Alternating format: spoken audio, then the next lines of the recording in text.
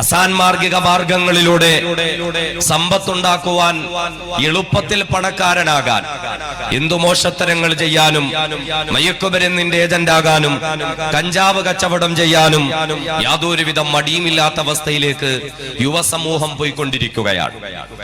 ഈ അപകടകരമായ അവസ്ഥ നമ്മുടെ മുന്നിൽ സംജാതമാകുമ്പോൾ, എന്ന് മാത്രമല്ല പെൺകുട്ടികളെ സംബന്ധിച്ചിടത്തോളം നമുക്കറിയാം, വളരെ വേദനിക്കുന്നു. മുസ്ലിം സമൂഹം മാത്രമല്ല, എല്ലാ സമുദായങ്ങളും മുസ്ലിം വീടുകളിലെ ഉമ്മമാരും വാപ്പമാരും വേദനിക്കുന്ന പോലെ ഹൈന്ദവ കുടുംബങ്ങളിലെ, ക്രൈസ്തവ കുടുംബങ്ങളിലെ മാതാപിതാക്കളും വേദനിക്കുകയാണ്. കാരണം 16, 17, 18 വയസ്സ് വരെ ജീവനക്കാളേറെ സ്നേഹിച്ച് പോറ്റി വളർത്തിയ പ്രിയപ്പെട്ട പെൺമക്കൾ മറ്റൊന്നിന്റെയും പേരിലല്ല, മിസ്കോളിലൂടെ പരിചയപ്പെട്ട കാമുകനോടൊപ്പം ജീവിക്കാൻ, വഴിവക്കിലൊരു പുഞ്ചിരിയിലൂടെ പരിചയപ്പെട്ട കാമുകനോടൊപ്പം ജീവിക്കാൻ മാതാപിതാക്കളെ വേണ്ട എന്ന് വെക്കാൻ, അവർക്കെതിരെ ശബ്ദമുയർത്താൻ യാതൊരുവിധ മടിയുമില്ലാത്ത പെൺകുട്ടികളുടെ കാലഘട്ടം.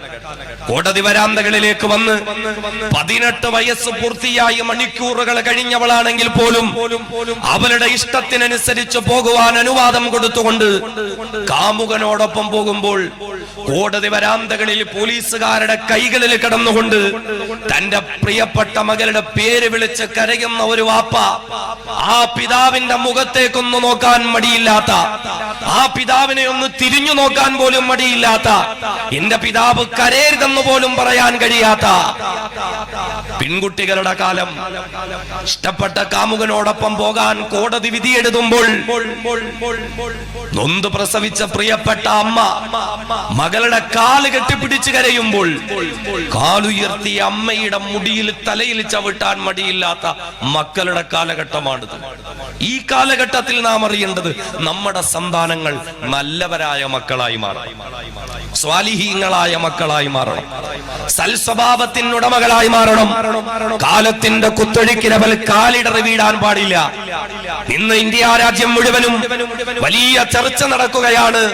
റയാൻ സ്കൂൾ എന്ന സ്കൂളിൽ ഒരു ചെറിയ ഒരു കുട്ടിയെ മുതിർന്ന ക്ലാസ്സിൽ പഠിച്ച +1കാരൻ കത്തികൊണ്ട് അതിക്രൂരമായി കൊന്നുകളഞ്ഞു. ഇന്നത്തെ പത്രത്തിൽ നമ്മൾ കണ്ടത് വേദനയോടുകൂടി ആ +1കാരൻ പറയുന്നു, മാതാപിതാക്കളിൽ നിന്ന് സമാധാനം കിട്ടാത്തത് കൊണ്ട് സംഭവിച്ചു പോയതാണ്.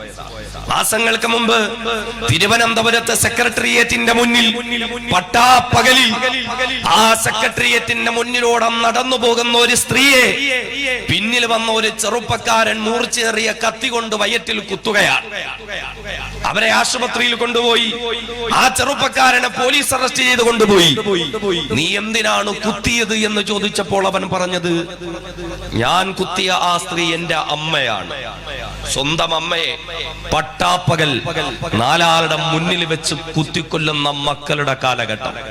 പണത്തിന് വേണ്ടിയിട്ട് സ്വന്തം പിതാവിന്റെ തലയിൽ കമ്പിപ്പാര കൊണ്ട് അടിച്ചു വന്ന മകന്റെ വാർത്ത ഇന്നലത്തെ പത്രത്തിലാണ് നാം വായിച്ചത്.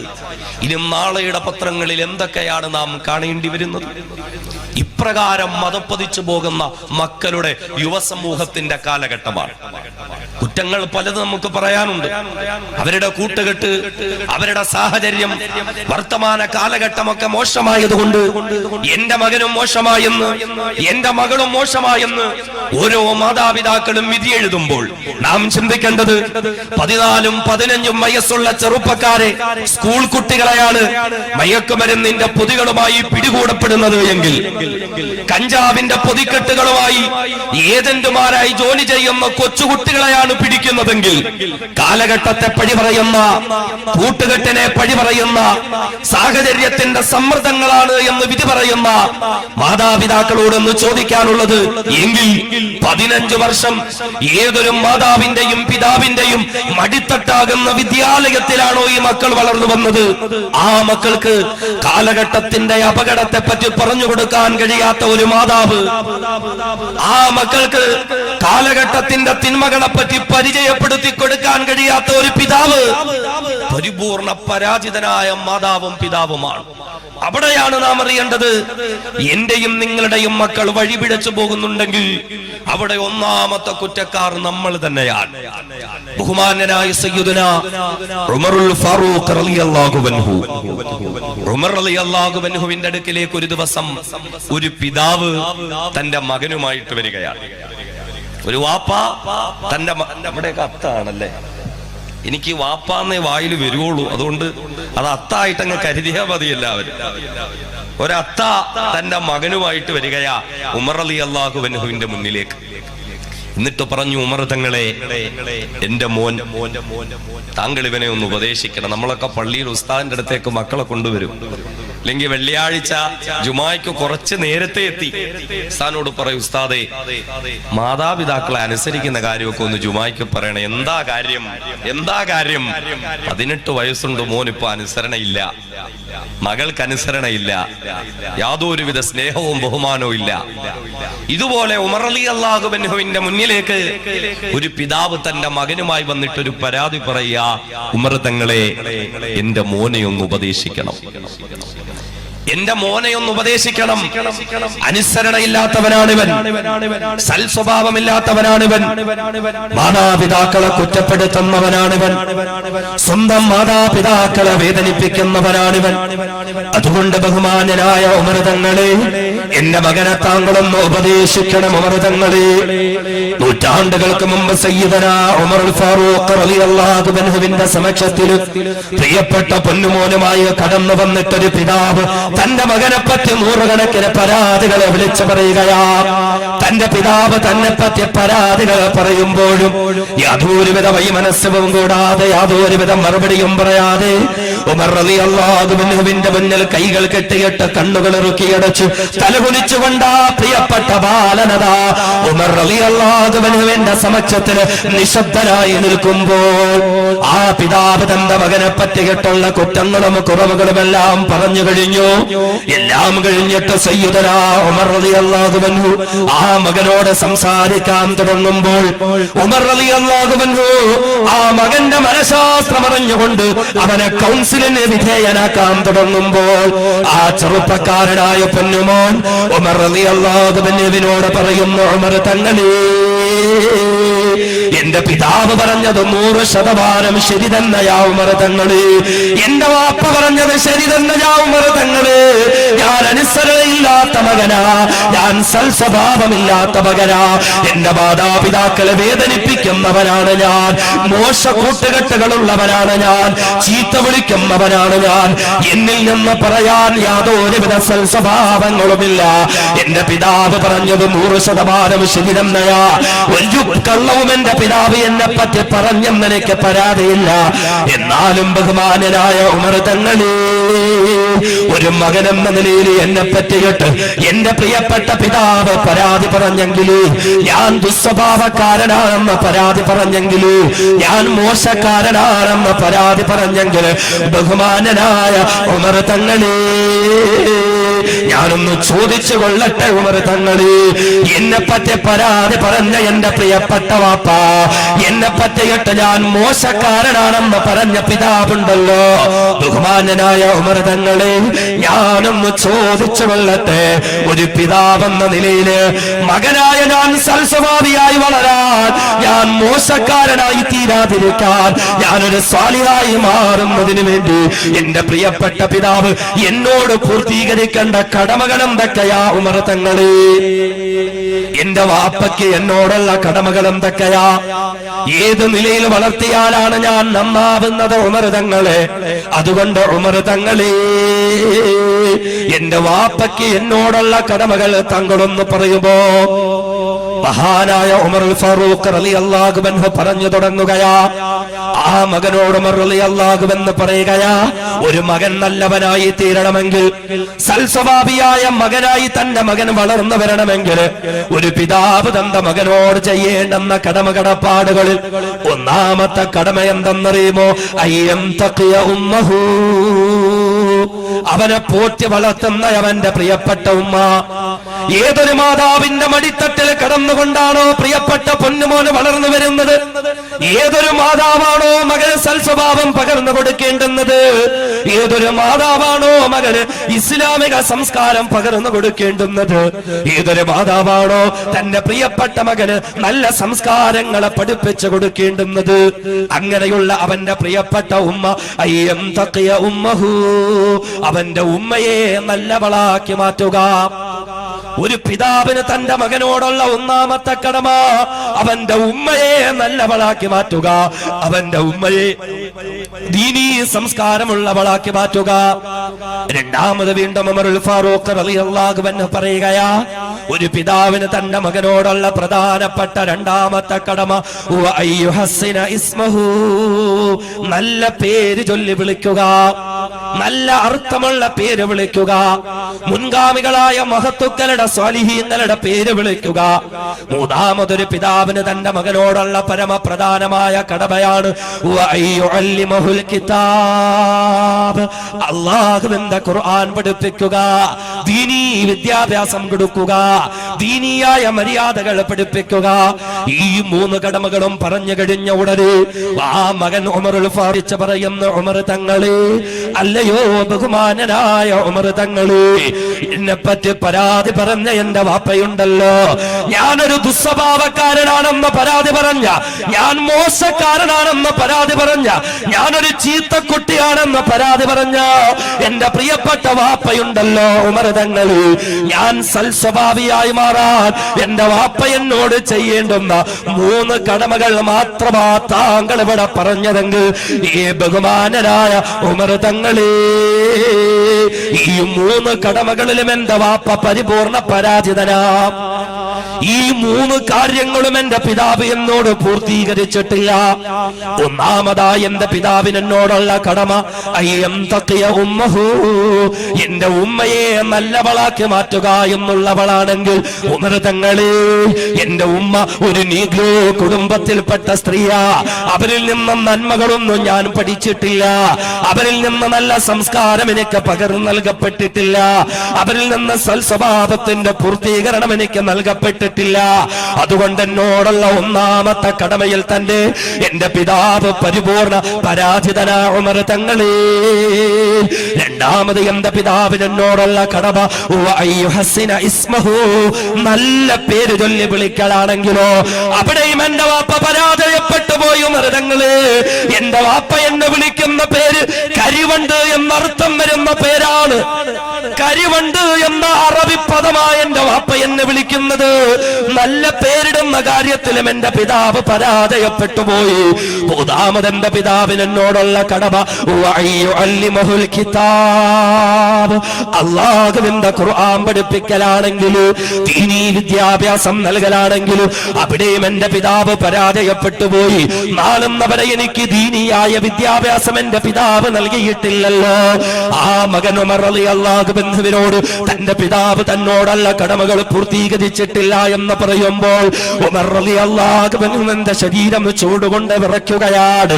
അവിടുത്തെയുടെ ശരീരം അതാ കോപം കൊണ്ട് ചുമക്കുകയാ, അവിടുത്തെയുടെ കണ്ണുകൾ ചുമക്കുകയാ. ബഹുമാനനായ സയ്യിദുനാ ഉമറുൽ ഫാറൂഖ് റളിയല്ലാഹു അൻഹു ആ പിതാവിനെ നോക്കിയിട്ട് ഗർജിക്കാൻ തുടങ്ങിയ മനുഷ്യ, നിങ്ങൾ നിങ്ങളുടെ മകനെ പറ്റി എന്നോട് പരാതി പറഞ്ഞെങ്കിൽ അവൻ ദുസ്വഭാവിയാണെന്ന്, അവനൊരു ചീത്തക്കാരനാണെന്ന്, അവനൊരു മോശപ്പെട്ടവനാണെന്ന് നിങ്ങളുടെ മകനെ പറ്റി നിങ്ങൾ പരാതി പറഞ്ഞെങ്കിൽ ഇവിടെ കുറ്റക്കാരൻ നിങ്ങളുടെ മകനല്ല, ഇവിടെ കുറ്റക്കാരൻ നിങ്ങൾ തന്നെയാ.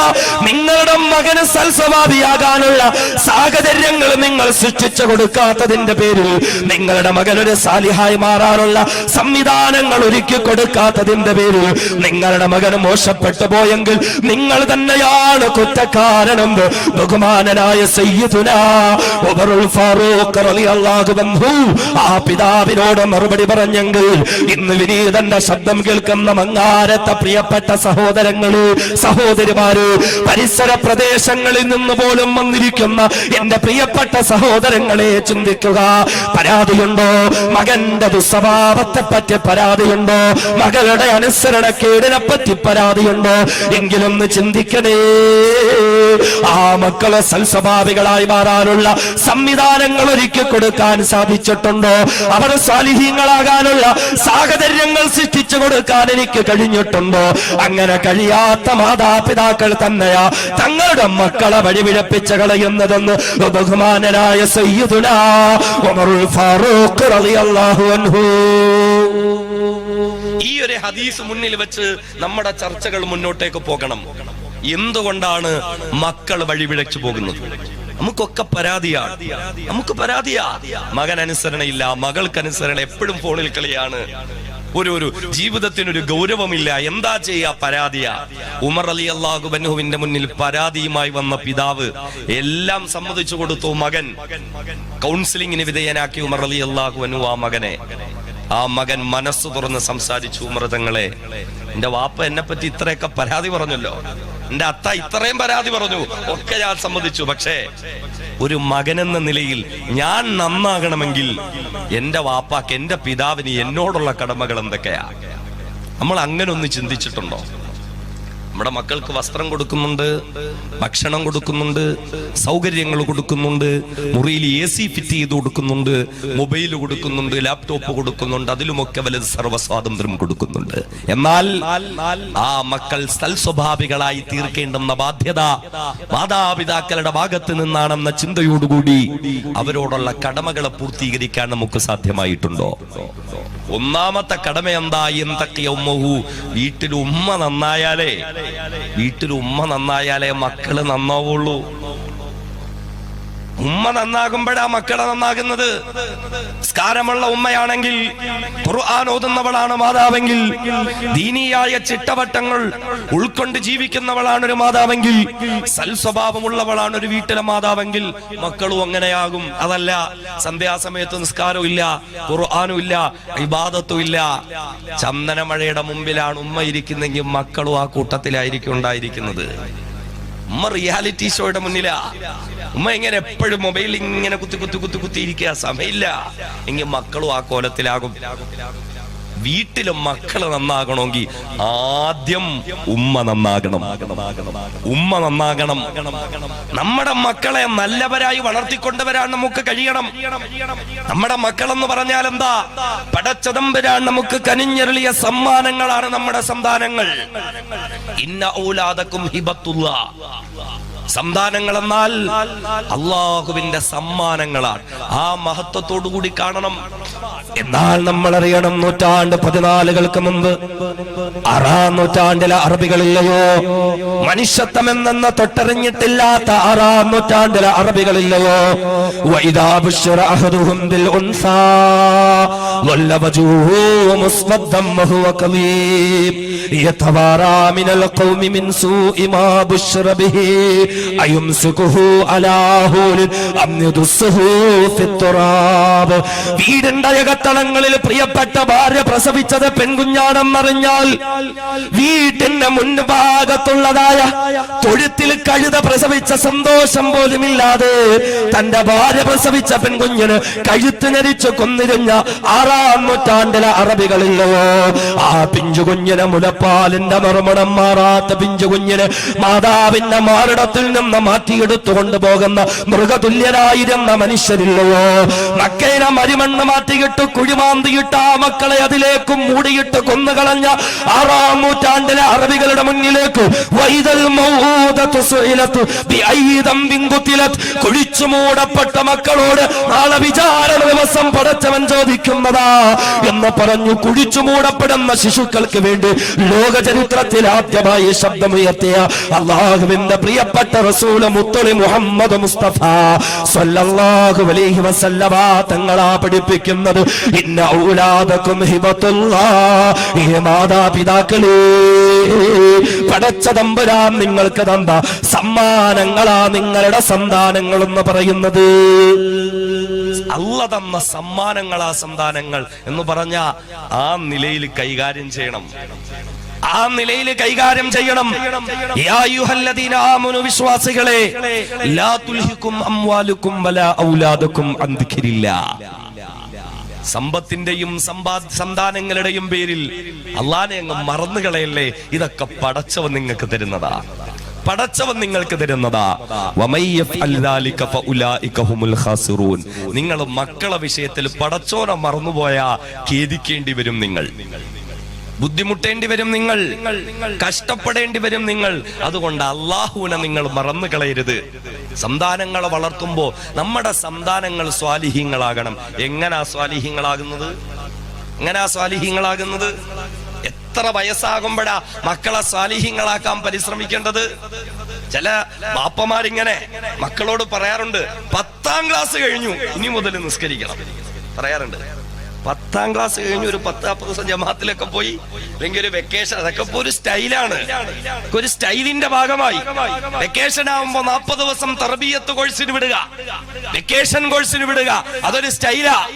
40 ദിവസം ഖുർആനും ഹദീസും വാഖിയയും യാസീനും സുന്നത്തായ ദുആയുമായി കഴിഞ്ഞ മക്കൾ 41ാമത്തെ ദിവസം വീട്ടിലോട്ട് വരട്ടെ.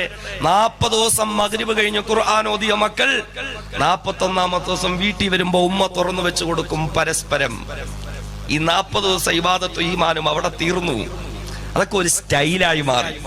അതൊക്കെ എന്തോ ഒരു ഷോയാണ്, ഒരു മുസ്ലിം ഐഡന്റിറ്റി കാത്തു സൂക്ഷിച്ചു വെക്കാൻ വേണ്ടിയിട്ട്, ഇസ്ലാമിന്റെ ലേബൽ ഒട്ടിച്ച് കിട്ടാൻ വേണ്ടിയിട്ടുള്ള ഇങ്ങനെ ചില കാര്യങ്ങൾ. അതിലുമൊക്കെ അപ്പുറം നമ്മുടെ മക്കൾ എങ്ങനെ സ്വാലിഹീങ്ങളാകും, നമ്മുടെ മക്കൾ എങ്ങനെ സ്വാലിഹത്തുകളാകും. മാതാപിതാക്കൾ വ്യക്തമായ ഒരു മാസ്റ്റർ പ്ലാനോട് കൂടിയായിരിക്കണം മുന്നോട്ട് പോകേണ്ടുന്നത്. വിശുദ്ധമായ ദീനുൽ ഇസ്ലാം പഠിപ്പിച്ചത് എങ്ങനെ? മക്കളെ നന്നാകണമെങ്കിൽ, മക്കൾ സൽസ്വഭാവികളാകണമെങ്കിൽ, സ്വാലിഹീങ്ങളും സ്വാലിഹത്തുകളുമാകണമെങ്കിൽ മാതാപിതാക്കൾ ശ്രദ്ധിക്കേണ്ടത് എവിടെ? 10ാം ക്ലാസ് കഴിഞ്ഞിട്ടല്ല, ഹൈസ്കൂളിലേക്ക് കടന്നിട്ടല്ല, സ്കൂൾ വെക്കേഷനുകളിൽ മാത്രം എന്തെങ്കിലും കാട്ടിക്കൂട്ടിയിട്ടല്ല. നേരെ മറിച്ച് മക്കൾ ഉണ്ടാകുന്നതിന് മുമ്പ് തന്നെ മക്കൾ സ്വാലിഹീങ്ങളാകാനുള്ള പരിശ്രമങ്ങൾ മാതാപിതാക്കൾ നടത്തണം. മക്കൾ ഉണ്ടാകുന്നതിന് മുമ്പ് തന്നെ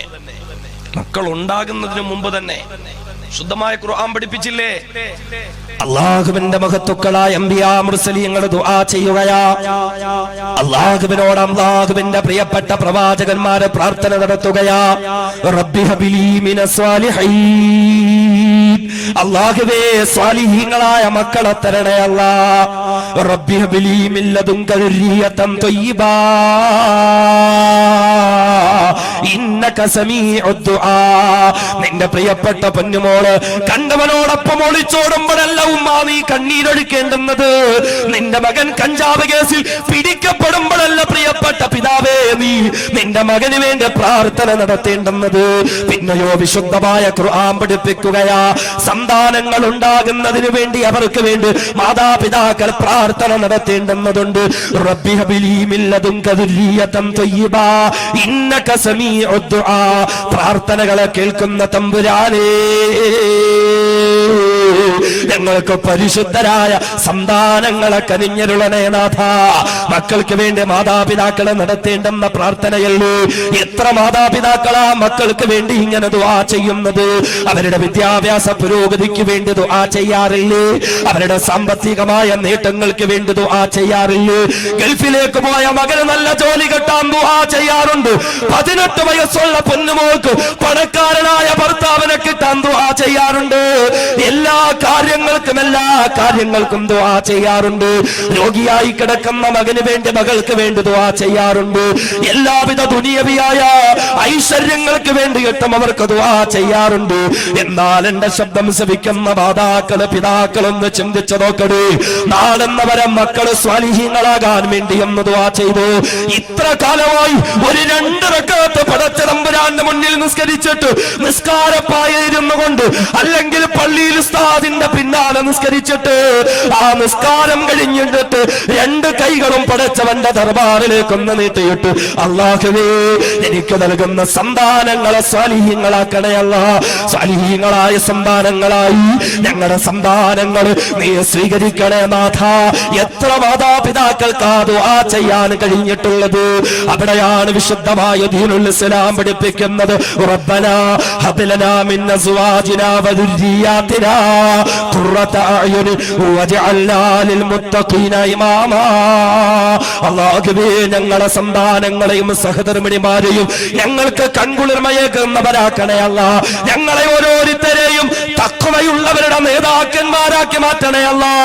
ഓരോ മാതാപിതാക്കളും തങ്ങൾക്ക് വേണ്ടിയിട്ടും തങ്ങളുടെ മക്കൾക്ക് വേണ്ടിയിട്ടും ദുആ ചെയ്യണമെന്ന് വിശുദ്ധമായ ഖുർആൻ പഠിപ്പിക്കുമ്പോൾ എന്ന് മാത്രമല്ല, ആദരവായ അഷ്റഫുൽ ഖൽഖ് നബിയുനാ മുഹമ്മദ് മുസ്തഫ സല്ലല്ലാഹു അലൈഹി വസല്ലമ തങ്ങൾ പഠിപ്പിച്ചില്ലേ, കല്യാണം കഴിഞ്ഞ കല്യാണ രാത്രിയിൽ മണവാട്ടിയും മണവാളനും മണിയറയിലേക്ക് മധുവിധു വരാൻ വേണ്ടി കടന്നു പോകുമ്പോൾ ഏതൊക്കെ സന്ദർഭത്തിലാണോ അനുവദനീയമായ ഹലാലായ ശാരീരിക ബന്ധത്തിലേക്ക് ഒരു ഭാര്യയും ഭർത്താവും കടന്നു ചെല്ലുന്നത്, ഈ ശാരീരിക ബന്ധത്തിൽ ഏർപ്പെടുമ്പോഴൊക്കെയും അവിടെ ഒരു ഭാര്യയും ഭർത്താവും ചെയ്യേണ്ടുന്ന ഒരു പ്രാർത്ഥനയുണ്ട്. എന്ത് പ്രാർത്ഥനയാ? അല്ലാഹുമ്മ ജന്നിബിന ശൈത്വാൻ, അല്ലാഹുമ്മ ജന്നിബിന ശൈത്വാൻ വജന്നിബി ശൈത്വാന ഫീമാ റസഖ്തനാ. അല്ലാഹുവേ, അല്ലാഹുവേ, ഞങ്ങളെ പിശാചിൽ നിന്ന് കാക്കണേ നാഥാ. എന്ന് മാത്രമല്ല, ഈ അനുവദനീയമായ ശാരീരിക ബന്ധത്തിലോട് ഞങ്ങൾക്ക് പിറക്കുന്നതായ സന്താനങ്ങളെയും പിശാചിൽ നിന്ന് മോചിപ്പിക്കണേ നാഥാ എന്ന് ശാരീരിക ബന്ധത്തിൽ ഏർപ്പെടുന്ന സന്ദർഭത്തിൽ ഭാര്യാ ഭർത്താക്കന്മാരെ പ്രാർത്ഥന നടത്തണമെന്ന് നബിയുനാ മുഹമ്മദ് മുസ്തഫ സല്ലല്ലാഹു അലൈഹി വസല്ലം. നമ്മൾ ചിന്തിക്കണം, മക്കള് വേലി ചാടുമ്പോഴല്ല അവർക്ക് വേണ്ടി പ്രാർത്ഥിക്കേണ്ടത്. പ്രശ്നങ്ങൾ ഉണ്ടാകുമ്പോ പടച്ചോനെ വലിയ പ്രാർത്ഥനയാ, ഭയങ്കര ദുആയാ. എന്താ കാര്യം? മോനെ കള്ള് കേസിൽ പിടിച്ചു, കഞ്ചാവ് കേസിൽ പിടിച്ചു, അടിപിടി കേസിൽ പിടിച്ചു, മോളുടെ ഫോണിൽ നിന്ന് എന്തൊക്കെയോ പിടിച്ചു, ആരുമായിട്ടോ ബന്ധമുണ്ട്. പടച്ചവനെ പിന്നെ ഒടുക്കത്തെ ദുആയാ. എന്താ? പിന്നെ തഹജ്ജുദ്, പിന്നെ ഇശ്റാഖ്, പിന്നെ ളുഹ. എപ്പോഴും ഇങ്ങനെ ദുആ ദുആ ദുആ. അതുവരെ ആർക്കും ഒരു ദുആയും വേണ്ട, ആർക്കും വേണ്ട.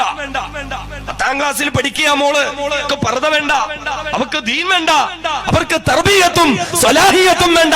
പിന്നെന്താ? ആരുടെയെങ്കിലും കൂടെ വേലി ചാടുന്നു എന്നറിയുമ്പോ അപ്പ വിളിക്കും ഉസ്താദിനെ, ഉസ്താദേ മോക്ക് ഇനി കുറച്ച് ദീൻ ആവശ്യമുണ്ട്, ചേർക്കാൻ പറ്റിയ ബനാത്ത് വല്ലതുണ്ടോ?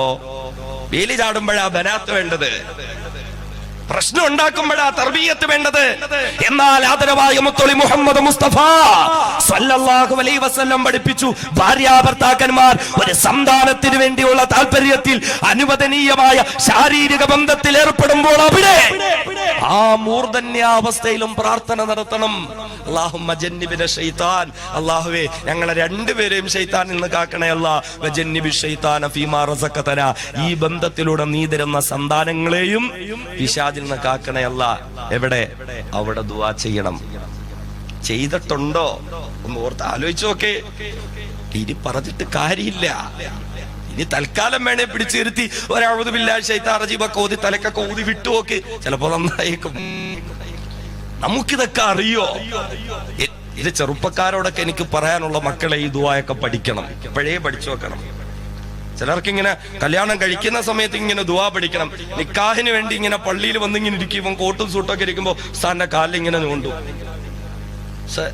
മറ്റേ ഒരു എന്തോ ആ സമയത്തൊക്കെ എന്തോ ഒരു സംഭവം, ഒരു ദുആ ഉണ്ടല്ലോ, ഒന്ന് എഴുതിത്തരാ. എവിടെ? അവിടെ നിക്കാഹിന് വന്നിരിക്കുമ്പോ ഉസ്താദ് പാവം പോക്കറ്റിൽ നിന്ന് വല്ല നോട്ടീസും കീറി ദുആ ഒക്കെ എഴുതി അവിടെ കൊടുക്കും. സമയമാകുമ്പോ ലൈറ്റൊക്കെ ഇട്ട് ഇങ്ങനെ തുറന്നു വായിക്കാൻ പറ്റിയ സാധനമാ. ചിലര് മുറിക്കകത്ത് കയറി കഥകൊക്കെ അടച്ച് വെപ്രാളത്തിൽ ഇങ്ങനെ പെണ്ണുമ്പിള്ള കാണാതെ വിളിക്കും. സാധേ ഇതെങ്ങനെയൊക്കെയാ പരിപാടികള്? എന്തോ ദുആക്കെ ഉണ്ടല്ലോ, എന്തോ സംഭവം, യാസീനൊക്കെ ഓതി ഊതണോ? ആകെ പ്രശ്നം. ഇത് പഠിക്കേണ്ട സമയത്ത് പഠിക്കണം, ചെയ്യേണ്ട പോലെ ചെയ്യണം. അല്ലാതെ കാത്തിരുന്ന് കിട്ടിയ കനിയല്ലേ എന്ന് പറഞ്ഞ ചാടി വീഴലല്ല. അതാണ് ഇസ്ലാം. ഇസ്ലാം എന്ന് പറഞ്ഞാൽ അതാണ്. ഒരു മനുഷ്യനെ സംബന്ധിച്ചിടത്തോളം, ഒരു വിശ്വാസിയെ സംബന്ധിച്ചിടത്തോളം പള്ളിയുടെ 4 ചുവരുകളുടെ ഉള്ളിൽ മാത്രമല്ല ഇസ്ലാം. മണവാട്ടിയുമായും മണിയറയിൽ കഴിയുന്ന മണവാളനും ആവശ്യമുണ്ട് ഇസ്ലാം. അവിടെയുണ്ട് ഇസ്ലാം, അവിടെയുമുണ്ട് ഇസ്ലാം. നമ്മിൽ എത്ര പേർക്ക് ഈ കാര്യത്തിലൊക്കെ ഒരു ശ്രദ്ധയുണ്ട്? നമ്മുടെ മക്കൾ ഭാവിയിൽ ആരായി തീരണമെന്ന് നമ്മൾ തീരുമാനിക്കണം. ആ നിലയിൽ നമ്മുടെ മക്കളെ വളർത്തണം. അവരിങ്ങനെ കാള പോലെ വളർന്നിട്ടല്ല അവർക്ക് തർബിയത്തും സലാഹിയത്തും കൊടുക്കേണ്ടുന്നത്. എന്താ ഹബീബായ റസൂൽ പഠിപ്പിച്ചത്? ഒരു പിഞ്ചു കുഞ്ഞ് പിറന്നു കഴിഞ്ഞാൽ ചോരയുടെ മണം മാറാത്ത, ചോരയുടെ നിറം മാറാത്ത കുഞ്ഞിനെ ഉത്തരവാദിത്തപ്പെട്ടവരുടെ കയ്യിലേക്ക് കൊടുത്താൽ ആ കുഞ്ഞിന്റെ വലത് കാതിൽ ബാങ്ക് കൊടുക്കണം, ഇടത് കാതിൽ ഇഖാമത്ത് കൊടുക്കണം. കുഞ്ഞിന് ഇതുവല്ലോ മനസ്സിലാവോ എന്നല്ല അവിടെ. നിസ്സാര വിഷയമാണോ അത്? പിറന്നു വീഴാൻ ഭൂമിയിലേക്ക് കാലുകുത്താൻ വെമ്പൽ കൊണ്ട് നിൽക്കുന്ന പിഞ്ചു കുഞ്ഞ്. മോനെ ഒന്നൊന്ന് വിളിച്ചിട്ടില്ല പ്രിയപ്പെട്ട പിതാവ്, മോളെ ഒന്ന് വിളിച്ചിട്ടില്ല പ്രിയപ്പെട്ട പിതാവ്. അതിനുമൊക്കെ മുന്നിൽ വാത്സല്യത്തോടുകൂടി എന്ന് താരാട്ട് പാടുന്നതിന് മുൻപ് ആ പിഞ്ചു കുഞ്ഞിന്റെ വലത് കാതിൽ പറഞ്ഞു കൊടുക്കണം, മോനെ മോളെ, ഈ ഭൂമിയിലേക്ക് നീ പിറന്നു വീഴുകയാണ്, ഇവിടെ നീ വളരാൻ പോവുകയാണ് ഇൻഷാ അല്ലാഹ്. ഒരുപാട് തമ്പുരാക്കന്മാരുണ്ട് ഇവിടെ, ഒരുപാട് ചക്രവർത്തിമാരുണ്ട് ഇവിടെ, ഒരുപാട് സ്വേച്ഛാധിപതികളുണ്ട് ഇവിടെ. ഞാനാണ് വലിയവനെന്ന അഹന്തയോടുകൂടി നടിച്ചുകൊണ്ട് നടക്കുന്നവരുണ്ട് ഇവിടെ. അവരുടെയൊക്കെ മുന്നിൽ നീ ഉയർത്തിപ്പിടിക്കേണ്ട ഒരു ആദർശമുണ്ട്. അതെ, അല്ലാഹു അക്ബർ, അല്ലാഹു അക്ബർ. അല്ലാഹു ആണ് വലിയവൻ, അല്ലാഹു മാത്രമാണ് വലിയവൻ. പിഞ്ചു കുഞ്ഞിന്റെ കാതിൽ ഓതി കൊടുക്കണം മാതാവും പിതാവും. ചുമ്മാ ഒരു ചടങ്ങല്ല ഇതൊക്കെ, ഇതൊരു ചടങ്ങാണോ? ആൾ ദൈവങ്ങളുടെ കാലഘട്ടമാ.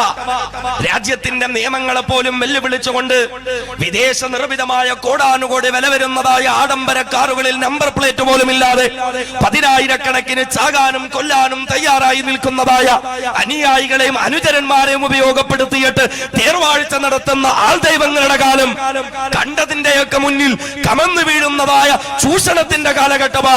ഈ കാലഘട്ടത്തിൽ നീ ഭൂമിയിൽ ഉയർത്തിപ്പിടിക്കേണ്ട ആദർശമുണ്ട്. എന്താദർശം? അശ്ഹദു അല്ലാ ഇലാഹ ഇല്ലല്ലാഹ് എന്ന ആദർശം മക്കൾക്ക് പറഞ്ഞു കൊടുക്കുക. കേവല ചടങ്ങല്ലല്ലോ, ചടങ്ങല്ലല്ലോ. നേതാക്കന്മാരും നായകന്മാരും എന്ന് പറയപ്പെടുന്നവർ പലരുമുണ്ട് ഇവിടെ. എന്നാൽ നീ നിന്റെ ജീവിതത്തിൽ ഉയർത്തിപ്പിടിക്കേണ്ട ആദർശം അശ്ഹദു അന്ന മുഹമ്മദർ റസൂലുള്ളാഹ്. ഇതാണ് നാം മനസ്സിലാക്കേണ്ടത്. ഇസ്ലാം എന്ന് പറഞ്ഞാൽ ചെറുപ്രായത്തിലെ മക്കൾക്ക് ദീൻ പഠിപ്പിച്ചു കൊടുക്കണം. ചെറുപ്രായത്തിലെ നമ്മുടെ തർബീയത്തിന്റെ സ്വലാഹിയത്തിന്റെ ചട്ടക്കൂട്ടിനുള്ളിൽ ഈ മക്കളെ കൊണ്ടുവരാനും ആ നിലയിലും വളർത്താനും കഴിയണം. അതുകൊണ്ട് പേര് വിളിക്കുന്നത് പോലും വളരെ മഹത്വമുള്ള കാര്യമാ. അയ്യുഹസ്സിന ഇസ്മഹു, നല്ല പേര് വിളിക്കണം, നല്ല പേര് വിളിക്കണം. വായി തോന്നുന്ന പേര് വിളിക്കലല്ല. പുതിയ പുതിയ മോഡേൺ പേരുകളാ.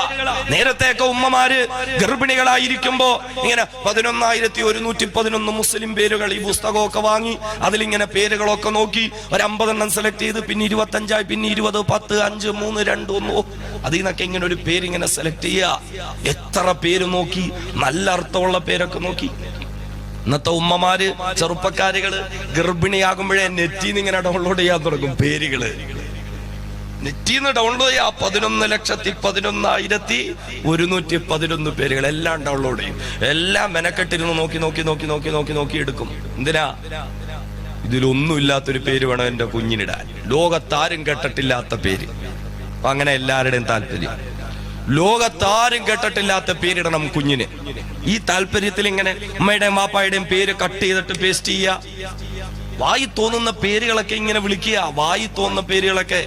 പാലക്കാട് നിന്ന് ഒരാൾ വിളിക്കുന്നു, ഉസ്താദേ മകൾക്ക് 18 വയസ്സായി, ഇപ്പൊ എനിക്ക് പേരിന്റെ കാര്യത്തിലൊരു സംശയം. ഞാൻ ചോദിച്ചു, എന്താ പേര്? മാഹിയ ഫാത്തിമ എന്നാണ് പേര്. കേട്ടപ്പോ നല്ല രസമുണ്ട്. ഞാൻ ചോദിച്ചത് എവിടുന്ന് കിട്ടി? അത് ഇന്റർനെറ്റിൽ നിന്ന് കിട്ടിയതാ. അതിലെന്താ അർത്ഥം? അത് ഖുർആനിലുള്ള പേരാണ് മാഹിയ. ഞാനിങ്ങനെ ആലോചിച്ചു, ഖുർആനിൽ ഇങ്ങനെയൊക്കെ ഒരു പേരുണ്ടോ?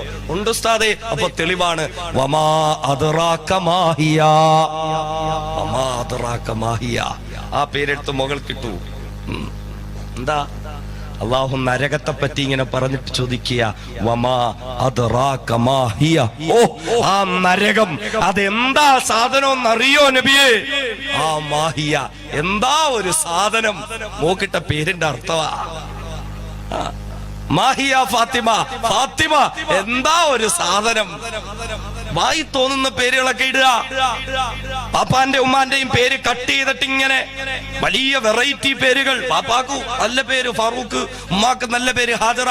രണ്ടുപേർക്കും ഒരു മകള് ജനിച്ചു, എന്ത് പേരിടണം? രണ്ടുപേരും തീരുമാനിച്ചു. ഫാറൂഖിന്റെ ഫായും എടുത്തു, ഹാജറയുടെ ജിറായും എടുത്തു. നല്ല പേര് ഫാജിറ ഫാത്തിമ. അപ്പൊ എന്ത് ചേർന്നാലും ഫാത്തിമ കേൾക്കുക. അനിത ഫാത്തിമ, സുനിത ഫാത്തിമ, ഒക്കെ ഫാത്തിമ ചേർക്കല. ഇസ്ലാമിയത്തായി. ഇസ്ലാമിയത്തായി. നമുക്ക് ഉമ്മായും വാപ്പായും പേരിട്ടു, അത്തായും ഉമ്മായും പേരിട്ടു ഫാജിറ ഫാത്തിമ. എന്ത് സുന്ദരമായ പേരാ അല്ലേ? എല്ലാവരുടെ മുമ്പിൽ ഇങ്ങനെ മേനി നടിക്കുകയല്ലേ, സബോർഡിനേറ്റേഴ്സിന്റെ മുമ്പില്, നാട്ടുകാരുടെ മുന്നില്, എല്ലാവരുടെ മുമ്പിൽ വെറൈറ്റി പേരാ. ഇതുവരെ കേട്ടിട്ടുണ്ടോ? ഇതുവരെ കേട്ടിട്ടുണ്ടോ? 4 വയസ്സാകുമ്പോ പള്ളിയിൽ ഉസ്താദിന്റെ തലക്കിരുത്താൻ വേണ്ടി കൊണ്ടുപോകും, മദ്രസ ചേർക്കാൻ. ഉസ്താദ് രജിസ്റ്റർ ഒക്കെ എടുത്ത് വെച്ചിട്ട് ചോദിക്കും, മോളെ പേരെന്താ? ഫാജിറ ഫാത്തിമ. തൊലഞ്ഞു. ഉസ്താദ് രജിസ്റ്റർ ഒക്കെ പൂട്ടി വെക്കും. ഫാറൂഖ് സാഹിബേ, ഇത് എവിടുന്ന് കിട്ടി ഈ പേര്? ഇപ്പോഴും ഇങ്ങനെ അഭിമാനമാ ഉസ്താദേ. പലരും ചോദിച്ചതാണ് കേട്ടോ ഇത്. സ്കൂളിൽ ചേർക്കാൻ കൊണ്ടപ്പോ അവിടെ പോലും ചോദിച്ചാ ആർക്കും പറഞ്ഞു കൊടുത്തില്ല. ഉസ്താദായത് കൊണ്ട് പറയാം, എന്റെ പേര് ഫാറൂഖ്, ഭാര്യയുടെ പേര് ഹാജിറ. എന്റെ ഫായും ഭാര്യയുടെ ജിറായും കൂടെ ചേർത്ത് ഫാജിറ എന്നിട്ടു.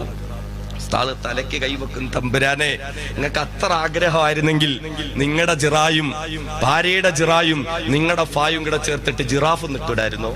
എന്നാലും കുഴപ്പമില്ല, എങ്കിലും കുഴപ്പമില്ല. കാരണം എന്താ?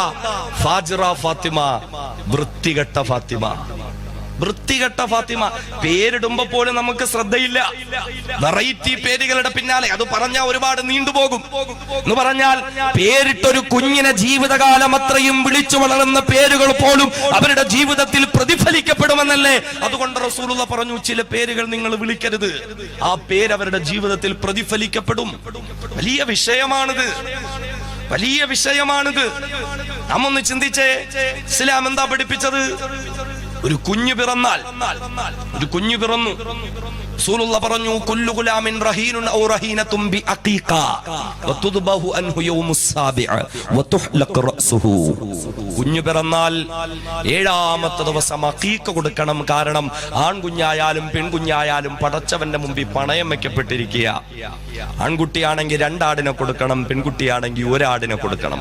മാത്രമല്ല വതുഹ്ലഖ റഅസുഹു, തലമുടി വടിച്ച് അതിന്റെ തൂക്കത്തിനനുസരിച്ച് സ്വർണമോ വെള്ളിയോ അങ്ങനെയില്ലേ ദാനം ചെയ്യണം. എത്ര പേർക്കുണ്ടത്? പള്ളിയിൽ ഉസ്താദിന്റെ അടുക്കലേക്ക് 1 രൂപയുടെ മിൽക്കി ബാർ മിഠായും കൊണ്ടുവരും. ഉസ്താദെ, ഭാര്യ പ്രസവിച്ചു, അൽഹംദുലില്ലാ, നല്ല കാര്യം. എന്തു കുഞ്ഞാ മോനെ? ആൺകുഞ്ഞാണ്. എത്ര ദിവസമായി? 3 ദിവസമായി. അപ്പൊ ഉസ്താദ് സ്നേഹം കൊണ്ട് പറയും, മോനെ 7 ദിവസം പൂർത്തിയാവുമ്പോ അഖീഖ കൊടുക്കണം. ആൺകുഞ്ഞാണെങ്കിൽ 2 ആടിനെ കൊടുക്കണം. അല്ലാഹുവേ, ഉസ്താദേ, വല്ലാത്ത ക്രിട്ടിക്കൽ സ്റ്റേജിലായിരുന്നു. ബ്ലീഡിംഗ് ഒക്കെ വന്നിട്ട് ഇങ്ങനെ വലിച്ചു പറിച്ച് ആശുപത്രി കൊണ്ടുപോയതാ. ഡോക്ടർ പറഞ്ഞു 5 നിമിഷവും കൂടെ കഴിഞ്ഞെങ്കിൽ കുഞ്ഞിങ്ങനെ കുടലെല്ലാം കൂടെ ചുറ്റി ഇങ്ങനെ കിടന്ന് വയറ്റിനകത്ത് കിടന്ന് തൂങ്ങി മരിച്ചേനെ. അള്ള കൊല്ലാനിട്ടിരുന്ന കുഞ്ഞാണ്.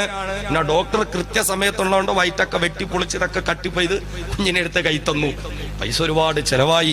അഖീഖ കൊടുക്കാം ഇൻഷാ അല്ലാഹ്, ഇൻഷാ അല്ലാഹ്. ആ ഇൻഷാ അല്ലാഹ് അവിടെ തീർന്നു. അഖീഖ കൊടുക്കൂല, അഖീഖ കൊടുക്കൂല. 7ാമത്തെ ദിവസം അഖീഖ കൊടുക്കാൻ പറഞ്ഞ സാമ്പത്തിക പരാധീനതകളാ. പക്ഷേ പറയാതിരിക്കാൻ പറ്റില്ല. നാണമില്ലാത്ത മുസ്ലിം ചെറുപ്പക്കാരൻ ഭാര്യ ഗർഭിണിയായി 7ാമത്തെ മാസം വയറ്റ് നേർച്ച നടത്താൻ അവന് യാതൊരുവിധ സാമ്പത്തിക പ്രതിബന്ധങ്ങളുമില്ല.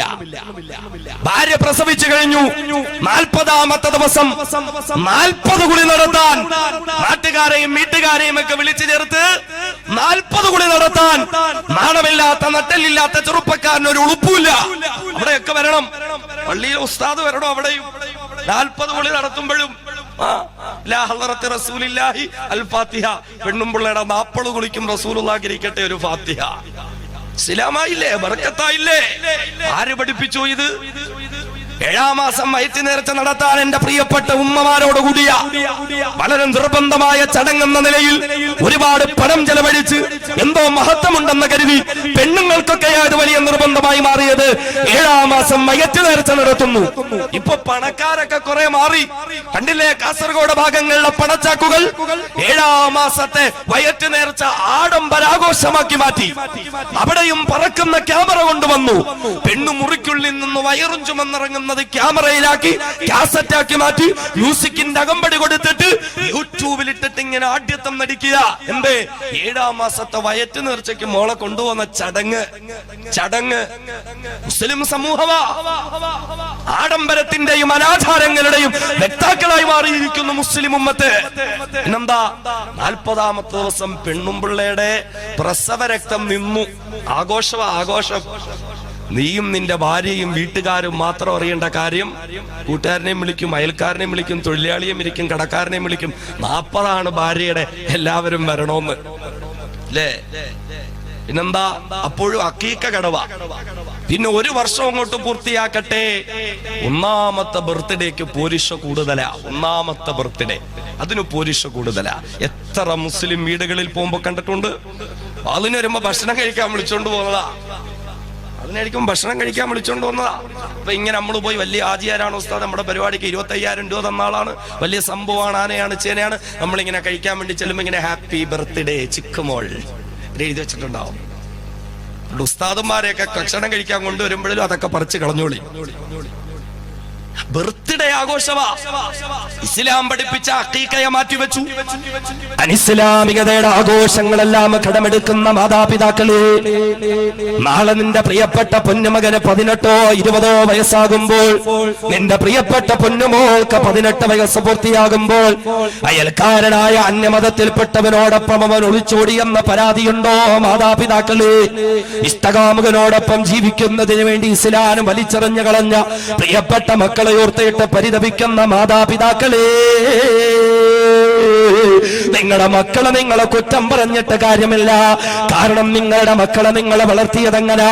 അല്ലാഹുവിന്റെ ഹബീബ് പഠിപ്പിച്ച, പടച്ചതമ്പുരാന് പൊരുത്തപ്പെട്ട അഹ്ലുസുന്നത്തി വൽ ജമാഅത്ത് പഠിപ്പിച്ച അഖീഖ പോലെയുള്ള ഇസ്ലാമിക കർമ്മങ്ങളെ ഒഴിവാക്കിയിട്ട് അനിസ്ലാമികതയുടെ കർമ്മങ്ങളെ കടമെടുക്കുന്ന മാതാപിതാക്കളെ, 7ാമത്തെ മാസം വയറ്റ് നേർച്ച നടത്താൻ ഇസ്ലാമാ നിങ്ങളെ പഠിപ്പിച്ചത്. ഭാര്യ പ്രസവിച്ചു കഴിഞ്ഞ് 40ാമത്തെ ദിവസം പ്രസവകുളി നടത്താൻ ഇസ്ലാമാ നിങ്ങളെ പഠിപ്പിച്ചത്. 1ാമത്തെ വർഷം പൂർത്തിയാകുമ്പോൾ ബർത്ത്ഡേ ആഘോഷം നടത്താൻ ഇസ്ലാമാ നിങ്ങളെ പഠിപ്പിച്ചത്. നിങ്ങളുടെ പ്രിയപ്പെട്ട കുഞ്ഞിന് ചോറുണ്ടെന്ന പ്രായമാകുമ്പോൾ മക്കബറകളിലേക്ക് കൊണ്ടുപോയി ചോറൂണ് നടത്താൻ ഇസ്ലാമാ നിന്നെ പഠിപ്പിച്ചത്. അനിസ്ലാമികതയുടെ ആഘോഷങ്ങൾ മുഴുവനും സന്താനങ്ങളുടെ വിഷയങ്ങളിൽ കടമെടുക്കുന്ന ഉമ്മമാരെ, വാപ്പമാരെ, വിനീതന്റെ ശബ്ദം ശ്രവിക്കുന്ന മാതാപിതാക്കള്, നമ്മുടെ മക്കള് വഴിപിഴച്ചു പോകുന്നുണ്ടെങ്കിൽ, അവരന്യമതത്തിന്റെ വക്താക്കളായി മാറുന്നെങ്കിൽ അതിന്റെ ഏറ്റവും 1ാമത്തെ കുറ്റക്കാരാരാ? ഹബീബായ ശഫീഉനാ മുഹമ്മദ് മുസ്തഫ സ്വല്ലല്ലാഹു അലൈഹി വസല്ലമ തങ്ങളെ പറഞ്ഞു പഠിപ്പിക്കുകയാ, കുല്ലു മൗലൂദ് യൂലദു അലാ ഫിത്രത്തിൽ ഇസ്ലാം ഫഅബവാഹു യുഹവ്വിദാനിഹി ഔ യുനസ്സിറാനിഹി ഔ യുമജ്ജിസാനിഹി. നബിയുനാ മുഹമ്മദ് മുസ്തഫ സല്ലല്ലാഹു അലൈഹി വസല്ലം പഠിപ്പിക്കുകയാണ്, മാതാപിതാക്കളെ ശ്രദ്ധിച്ച് കേട്ടുകൊള്ളുക. ജൂതനസാറാക്കളുടെ ആചാരമായ ബർത്ത്ഡേക്കല്ലേ താല്പര്യമുള്ളത്? അനിസ്ലാമികതയുടെ ആചാരങ്ങൾക്കല്ലേ താല്പര്യമുള്ളത്? എങ്കിൽ 14 മുമ്പ് ലോകത്തിന്റെ മുത്തായ നായകൻ നബിയുനാ മുഹമ്മദ് മുസ്തഫ സല്ലല്ലാഹു അലൈഹി വസല്ലമ തങ്ങൾ പഠിപ്പിക്കുകയാണ്, കുല്ലു മൗലൂദ് യൂലദു അലാ ഫിത്രത്തിൽ ഇസ്ലാം. എല്ലാ മക്കളും ഇസ്ലാമിന്റെ പ്രകൃതിയിൽ പിറന്നു വീഴുന്നവരാ. ഇസ്ലാമിനെ ഏറ്റെടുക്കാൻ, ഇസ്ലാമിനെ മുറുകെ പിടിച്ചു ജീവിക്കാൻ ആ ശുദ്ധ പ്രകൃതിയിൽ പിറന്നു വീഴുന്ന നിങ്ങളുടെ പ്രിയപ്പെട്ട മക്കളുണ്ട്. പക്ഷേ മാതാപിതാക്കള് ഫഅബവാഹു, എന്നാൽ ആ മക്കളുടെ മാതാപിതാക്കളിൽ ഫഅബവാഹു യുഹവ്വിദാനിഹി, ആ മക്കളെ വഴികെടുത്ത് യഹൂദികളാക്കി മാറ്റുന്നത് മാതാപിതാക്കളാണ്. ഔ യുനസ്സിറാനിഹി, ആ മക്കളെ നസ്റാനിയാക്കുന്നത് മാതാപിതാക്കളാണ്. ഔ യുമജ്ജിസാനിഹി, അവരെ മജൂസിയാക്കുന്നത് മാതാപിതാക്കളാ. ഹബീബായ മുത്ത പറഞ്ഞത് മറ്റൊരർത്ഥത്തിലാണെങ്കിൽ പോലും കാലഘട്ടവുമായി ബന്ധപ്പെടുത്തി ഒന്ന് ചിന്തിക്കണേ. പിറന്നു വീഴുന്ന കുഞ്ഞിന്റെ കാര്യത്തിൽ ഇസ്ലാമിക കർമ്മങ്ങളോടല്ല താല്പര്യമുള്ളത്, പിന്നെയോ അനിസ്ലാമിക ആചാരങ്ങളോടാ. നമ്മുടെ മക്കളെ നമ്മളെ വളർത്തിക്കൊണ്ടുവന്നത് ഇസ്ലാമികമായ കർമ്മങ്ങളിലൂടെയല്ല, പിന്നെയോ അനിസ്ലാമികതയുടെ ആചാരങ്ങളിലൂടെയാ. അതിൽ യാതൊരുവിധ കുഴപ്പവുമില്ലെന്ന് കൽപ്പിക്കുന്ന മാതാപിതാക്കളും, അത് കാലഘട്ടത്തിന്റെ ആവശ്യമെന്ന് കരുതുന്ന മാതാപിതാക്കളും, അത് കാലഘട്ടത്തിൽ നിർബന്ധമെന്ന് വാശി പിടിക്കുന്ന മാതാപിതാക്കളും, ഈ മാതാപിതാക്കളെ കണ്ടു വളരുന്ന മക്കൾ നാളെ 18 19 വയസ്സാകുമ്പോൾ പ്രേമത്തിന്റെ പേരിൽ, സ്നേഹത്തിന്റെ പേരിൽ അന്യമതത്തിലേക്ക് പോകലും തെറ്റല്ല എന്നവർ കരുതിയാൽ, ഇസ്ലാമിനെ ഉപേക്ഷിക്കലും തെറ്റല്ല എന്നവർ കരുതിയാൽ, ഇഷ്ടപ്പെട്ടവനോടൊപ്പം ഒരു ജീവിതത്തിന് വേണ്ടി അല്ലാഹുവിനെയും റസൂലിനെയും വേണ്ടെന്ന് വെച്ചാൽ അതിൽ യാതൊരുവിധ കുറ്റവുമില്ലെന്ന് പ്രിയപ്പെട്ട മക്കൾ കരുതിയ ഏ മാതാപിതാക്കളെ, അതിന്റെ ഏറ്റവും വലിയ കുറ്റക്കാർ അവരുടെ മാതാപിതാക്കളെ തന്നെയാണ്, അവരുടെ ഉമ്മയും വാപ്പയും തന്നെയാണെന്ന് നബിയുനാ മുത്തുളി മുഹമ്മദ് മുസ്തഫ സല്ലല്ലാഹു അലൈഹി വസല്ലം മക്കളെ വഴികെടുത്തി കളയുന്ന മാതാപിതാക്കൾ. റസൂലുള്ളാഹി പറയുന്നു, ശുദ്ധ പ്രകൃതിയിൽ വളർന്നു വീരുന്നവരാണ് മക്കൾ. പക്ഷേ അവരുടെ മാതാപിതാക്കളാണ് അവരെ യഹൂദിയാക്കുന്നത്, നസ്രാനിയാക്കുന്നത്, മജൂസിയാക്കുന്നത്. അതുകൊണ്ട് മക്കൾ മതം മാറിപ്പോയെങ്കിൽ അവനെ ഇവനെ ഒന്നും കുറ്റം പറയണ്ട, എന്റെ കുറ്റമാണിത്, എന്റെ കുറ്റമാണിത്. സയ്യിദുനാ മുഹമ്മദ് മുസ്തഫ സല്ലല്ലാഹു അലൈഹി വസല്ലം എങ്ങനെ വളർത്തി മക്കളെ, എങ്ങനെ വളർത്തി? എന്താ റസൂലുള്ളാഹി പഠിപ്പിച്ചേ? ഉറൂ ഔലാദകും ബിസ്സലാ വഹും അബ്നാഉ സബ്അ സിനീൻ വദ്രിബൂഹും അലൈഹാ വഹും അബ്നാഉ അശ്രി സിനീൻ വഫർഖൂ ബൈനഹും ഫിൽ മളാജിഅ. റസൂലുള്ളാഹി സ്വല്ലല്ലാഹു അലൈഹി വസല്ലം പഠിപ്പിച്ച എന്താ? മാതാപിതാക്കളെ മുറു ഔലാദകും ബിസ്സലാ വഹും അബ്നാഉ സബ്അ സിനീൻ. 7 വയസ്സായാൽ നിങ്ങളുടെ മക്കളോട് നിങ്ങൾ നിസ്കരിക്കാൻ കൽപ്പിക്കണം, കൽപ്പിക്കണം. നമ്മുടെ മക്കളിൽ ആൺകുട്ടിയാകട്ടെ പെൺകുട്ടിയാകട്ടെ 7 വയസ്സെന്ന് പൂർത്തിയാകുന്ന അന്ന് മുതൽ നിസ്കരിക്കാൻ നിർബന്ധമായും കൽപ്പിക്കണം. ആര്? മാതാപിതാക്കൾ. എത്ര മാതാപിതാക്കൾ കൽപ്പിക്കും? 7 വയസ്സ് മുതൽ എത്ര വയസ്സ് വരെ?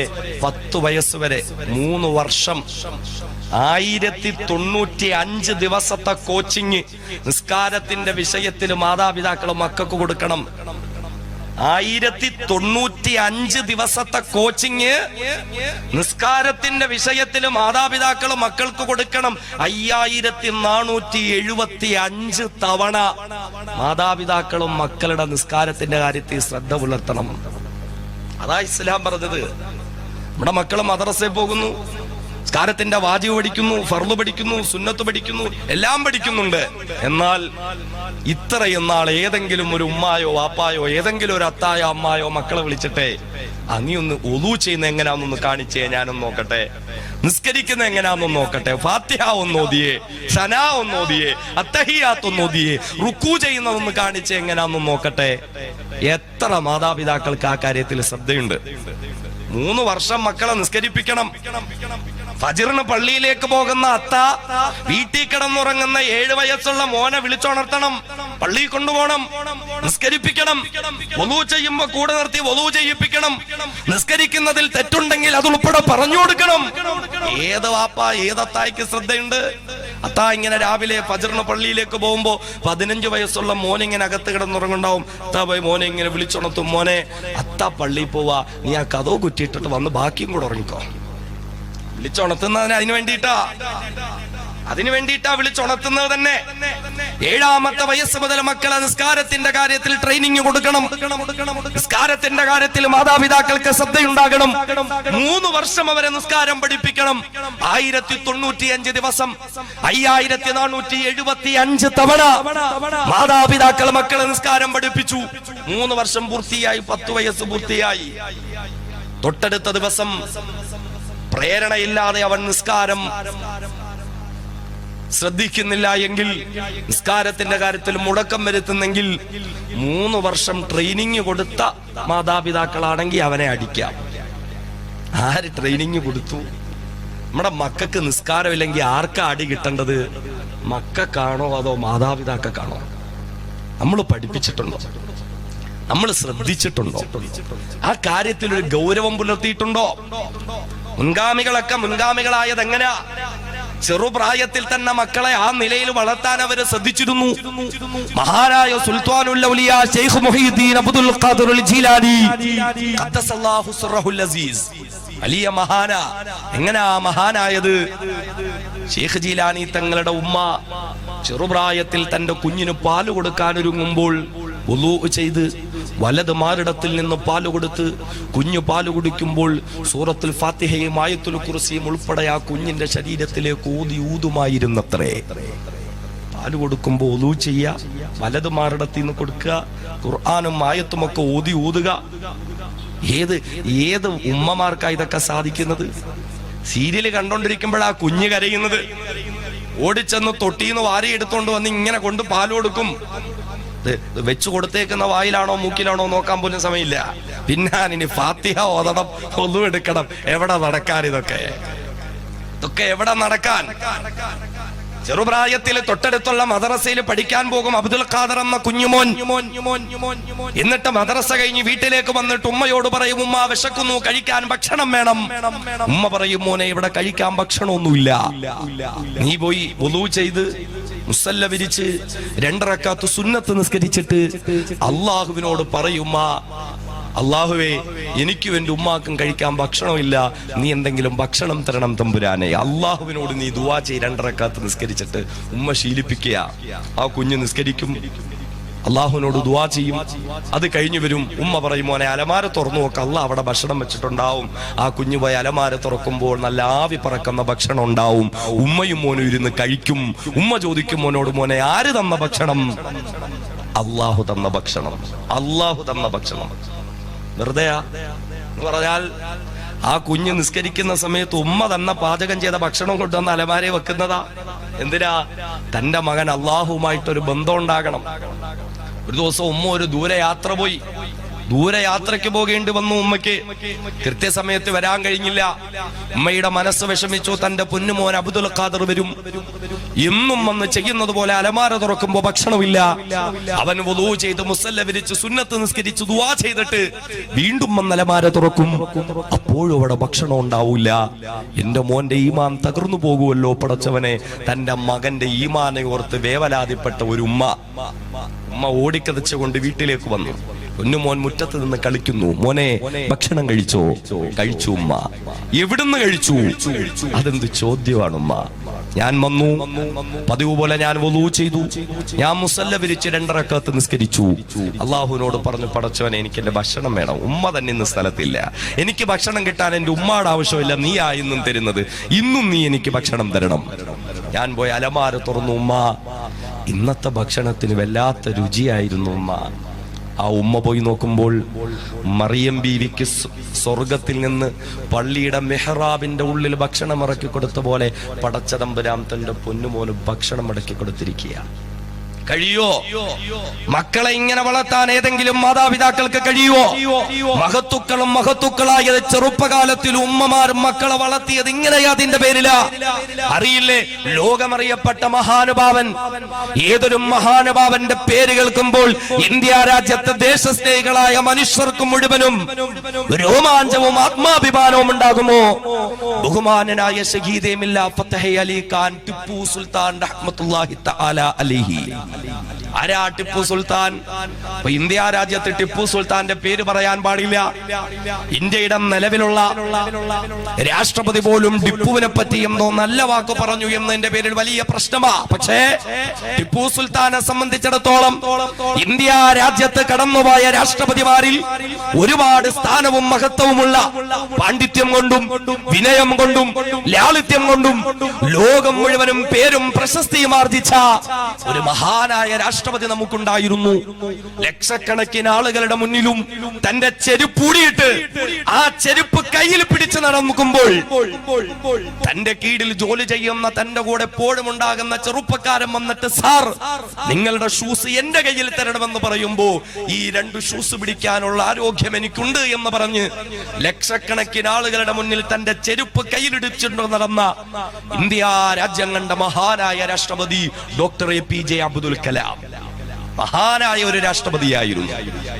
അദ്ദേഹത്തിന്റെ സെക്കൻഡുകൾക്ക് പോലും അദ്ദേഹത്തിന്റെ ചിന്തകൾക്ക് അമേരിക്കക്കാരൻ വില കൊടുക്കാമെന്ന് പറഞ്ഞു. പക്ഷേ എന്റെ ചിന്തയും എന്റെ മസ്തിഷ്കവും ഇന്ത്യ രാജ്യത്തിന് വേണ്ടിയിട്ടല്ലാതെ ഞാൻ ഉപയോഗിക്കില്ല എന്ന് പറഞ്ഞ മഹാനായ മനുഷ്യൻ. അദ്ദേഹം ലോകത്തിന് മഹിതമായ സന്ദേശങ്ങൾ നൽകി എഴുതിയ പുസ്തകമാണ് ദ വിങ്സ് ഓഫ് ഫയർ, അഗ്നിച്ചിറകുകൾ. അദ്ദേഹം അതിൽ എഴുതുന്നുണ്ട്, ഞാൻ അമേരിക്കയുടെ നാസയുടെ രഹസ്യ കേന്ദ്രങ്ങളിലേക്ക് പോയി. നാസയുടെ രഹസ്യ കേന്ദ്രങ്ങളിലേക്ക് പോയി APJ അബ്ദുൽ കലാം. അദ്ദേഹം അവിടേക്ക് ചെന്നത് അദ്ദേഹത്തിന് കിട്ടിയ ഒരവസരമല്ല, മറിച്ച് അത് അമേരിക്കക്കാർക്ക് കിട്ടിയ ഒരവസരമായിരുന്നു. കാരണം അദ്ദേഹം ഇങ്ങനെ നടക്കുമ്പോഴും ശാസ്ത്രജ്ഞന്മാരൊപ്പം കൂടി അദ്ദേഹത്തോട് പല സംശയങ്ങളും ചോദിച്ചു. സ്വതസിദ്ധമായ ശൈലിയിൽ പുഞ്ചിരി തൂകി അദ്ദേഹം അതിനെല്ലാം മറുപടി പറഞ്ഞുകൊണ്ട് മുന്നോട്ട് നടന്നു. അങ്ങനെ പതുക്കെ പതുക്കെ മുന്നോട്ട് നടക്കുമ്പോൾ പെട്ടെന്ന് നാസയുടെ ചുവരിൽ പതിച്ചിരുന്ന ഒരു ഛായാചിത്രം കണ്ടിട്ട് ഡോക്ടർ അബ്ദുൽ കലാം അവിടെ തന്നെ നിന്നു. കുറെ നേരം ആ ചിത്രത്തിലേക്ക് നോക്കി നിന്നു. അദ്ദേഹം എഴുതുന്നു, ഒറ്റ നോട്ടത്തിൽ എനിക്ക് മനസ്സിലായി, അമേരിക്കയുടെ രഹസ്യ കേന്ദ്രമായ നാസയുടെ ചുവരിൽ തൂക്കിയിട്ടിരിക്കുന്ന ഛായാചിത്രം അതൊരു ഇന്ത്യക്കാരന്റെ ചിത്രമാണ്. ഒരു പരമ്പരാഗത ഇന്ത്യൻ വേഷം ധരിച്ചുകൊണ്ടൊരു പോരാളി വെള്ളക്കാർക്കെതിരെ റോക്കറ്റ് ആക്രമണം നടത്തുന്ന ഒരു ഛായാചിത്രം ഞാൻ കണ്ടു. അതൊരു ഇന്ത്യക്കാരന്റെ ചിത്രമെന്ന് മനസ്സിലാക്കി. ഒരു ഇന്ത്യക്കാരനായതിന്റെ പേരിൽ എനിക്കൊന്ന് അഭിമാനം തോന്നുകയുണ്ടായി. ഏതൊരു അബ്ദുൽ കലാമിന്റെ പേര് പറഞ്ഞുകൊണ്ടാണോ ഇന്ത്യക്കാരെന്ന് അഭിമാനിക്കുന്നത്, ഏതൊരു അബ്ദുൽ കലാമിനെയാണോ ഇന്ത്യയുടെ മുസ്ലിമാൻ എന്ന് പറയുന്നത്, അബ്ദുൽ കലാം പറയുന്നു, ഒരു ഛായാചിത്രം കണ്ടിട്ട് എനിക്കൊരു ഇന്ത്യക്കാരനായതിൽ അഭിമാനം തോന്നി. അതെ, അമേരിക്കയുടെ നാസയുടെ കേന്ദ്രത്തിൽ അബ്ദുൽ കലാം കണ്ട ഛായാചിത്രം ആരുടെ ഛായാചിത്രമാ? ബഹുമാനനായ ടിപ്പു സുൽത്താന്റെ ഛായാചിത്രമാണ്. പാകിസ്ഥാൻ 4000 കിലോമീറ്റർ അപ്പുറത്തേക്ക് കുതിച്ചു ചാടുന്ന ഒരു ബല്ലാസ്റ്റിക് മിസൈൽ വികസിപ്പിച്ചെടുത്തു. 4000 കിലോമീറ്റർ. എന്നിട്ട് അതിനൊരു പേര് വെക്കണം. എന്ത് പേരിടും? മുഹമ്മദ് അലി ജിന്നയുടെ പേരിട്ടില്ല, പട്ടാള മേധാവിമാരുടെ പേരിട്ടില്ല. പിന്നെയോ ഇന്ത്യയുടെ ശത്രു രാജ്യമായ പാകിസ്ഥാൻ 4000 കിലോമീറ്റർ അപ്പുറത്തേക്ക് കുതിച്ചു ചാടുന്ന മിസൈലിന് കൊടുത്ത പേര് ടിപ്പു സുൽത്താന്റെ പേരാ. ടിപ്പു എന്ന പേരാണ് അതിനിട്ടത്. ഇംഗ്ലണ്ടിലെ